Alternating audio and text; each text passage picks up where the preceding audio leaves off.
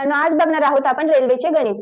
तर 54 किलोमीटर प्रति तास म्हणजे किती मीटर पर सेकंद। तर बघा आपल्याला दिलेलं आहे 54 km।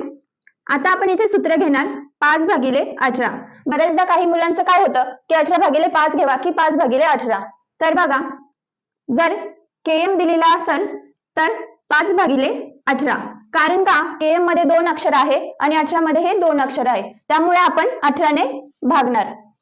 आणि जर मीटर असेल तर 18/5, कारण की m हा 1 आहे आणि 5 पण हा 1 आहे, म्हणून आपण 5 ने भागणार। आता विचारलेलं आहे km मध्ये, म्हणून आपण 5/18 घेतलेला आहे। 18 × 18 18 त्रिक 54, 5 त्रिक 15 मीटर पर सेकंद, हे आहे आपलं उत्तर। नमस्कार विद्यार्थी मित्रांनो, अशाच नवनवीन गणिताच्या ट्रिक्स बघण्यासाठी आमच्या YouTube channel Nashik career academy study चॅनलला लाईक, शेअर, सबस्क्राईब नक्की करा। धन्यवाद।